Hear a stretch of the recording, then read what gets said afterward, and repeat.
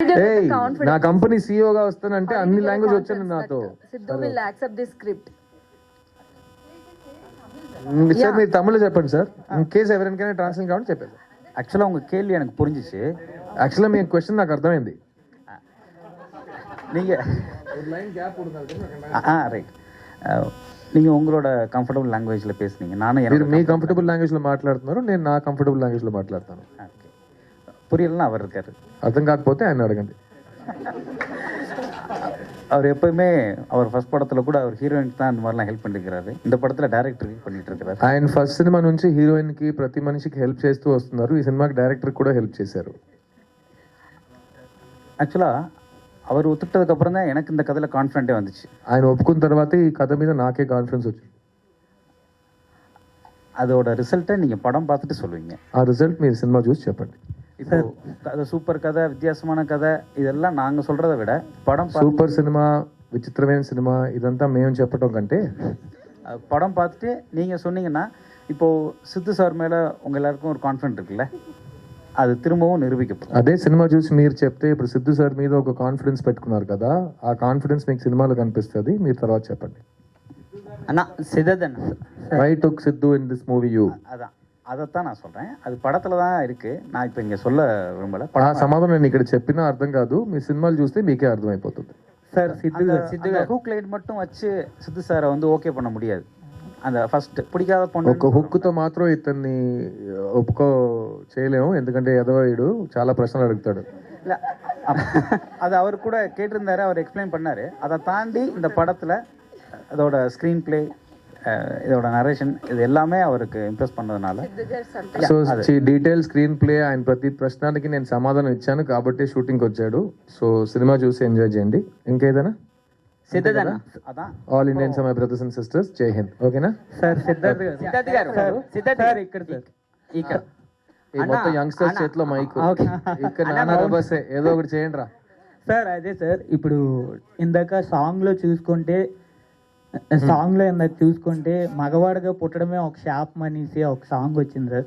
అంటే మీ రియల్ లైఫ్లో ఎప్పుడుగా మగవాడిగా పుట్టినందుకు శాపం అని ఎప్పుడైనా? కాదండి, ప్రపంచంలో మగవాళ్ళు చేసిన పనులు మనం లాస్ట్ 1000 years నుంచి చూస్తూనే వస్తాం కదా. కొన్ని విషయాలు నాకే చూసి అది ఆ కారణం గురించి ఎందుకురా మనం కూడా మగాడుగా పుట్టినాం, ఇది ఇంత దరిద్రంగా పుట్టినాం, మనం ఎందుకు ఇలాంటి విషయాలు జరుగుతున్నాయి సమాజంలో అని చాలా ఆలోచించా.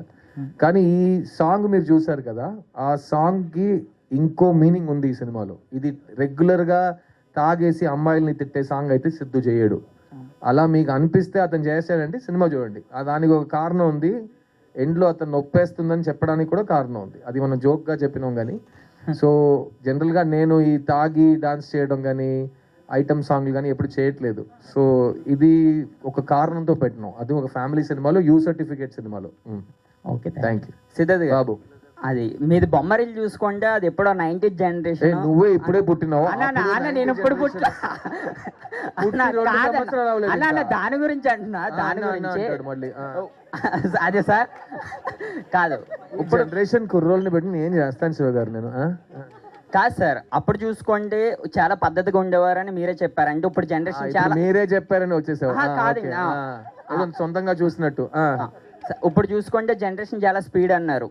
అంటే ఇప్పుడు లవ్ స్టోరీస్ చూసుకుంటే ఒక రొమాన్స్ చాలా మంది చూస్తున్నారు మూవీలో ఉన్నదా లేదని. నిజంగా ఈ మూవీలో అలా ఉన్నదా? నువ్వు లాస్ట్ గా లవ్ స్టోరీ ఏది చూసావురా థియేటర్లో? బేబీ. ఓకే, నీ లైఫ్ అలా జరిగిందా?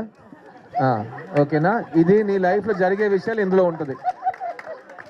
ఇది రియలిస్టిక్ బేబీ, ఇది కమర్షియల్ రియలిస్టిక్ బేబీ. వచ్చి చూడు. ప్లస్ ఇందులో అమ్మాయిల్ని తిట్టము, అమ్మాయిల్ని చాలా పాజిటివ్ గా చూపిస్తాం. అమ్మాయి ఈక్వలే. ఒక రిలేషన్షిప్ పాడైపోయిందంటే 50-50 బాధ్యత తీసుకోవాలి. మొత్తం తాగేసి అమ్మాయిని తిట్టకూడదు.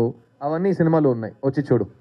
డైరెక్టర్ గారు ఇచ్చాడు అప్పట్లో బొమ్మరులు అంట. నువ్వు బయట వచ్చి కల నన్ను. డైరెక్టర్ గారు sorry sir, I'm ready. Rajasekhar గారు, యాక్చువల్గా మీరు ఈ స్టోరీ హీరో క్యారెక్టర్ వచ్చి డైరెక్టర్ అని చెప్పారు కదా, అసిస్టెంట్ డైరెక్టర్. పేరు కూడా వాసుదేవ్ అని పెట్టారు. యాక్చువల్గా గౌతమ్ వాసుదేవ్ గారు నేను ఏమాయ చేసేవని ఒక సినిమా చేశారు. దాంట్లో కూడా చిన్న ట్యాగ్ లైన్ ఉంటుంది, అంటే ప్రపంచంలో ఎవరికి నచ్చని అమ్మాయి జస్ట్ నాకే నచ్చాలా, నేను అమ్మాయిని ప్రేమి. సార్, ప్రపంచంలో ఎవరికి నచ్చని అమ్మాయి కాదు, ప్రపంచంలో ఎంతో మంది ఉండగా అమ్మాయిలు ఉన్నారు. ఈ అమ్మాయి మాత్రం నాకు ఎందుకు నచ్చింది అనేది ఆ ప్రశ్న. Yes yes thank you. అమ్మాయి నచ్చింది అనేది ప్రశ్న కదా. సో దానికి ఇది రివర్స్ లా ఉంది. సో అంటే ఏమన్నా రిఫరెన్స్ అలా ఉందా ఆ కథకి దీనికి? సో అదొక క్లాసిక్ లాగా నిలిచిపోయింది యాక్చువల్గా. అది రిలీజ్ తర్వాత క్లాసిక్ అయింది సార్. Yes. మాది ఇంకా రిలీజ్ అవ్వలేదు, కానీ క్లాసిక్ రావడానికి ఛాన్సెస్ ఉన్నాయి. No. అది ఆడియన్స్ చేతిలో ఉంది. No. Answer sir.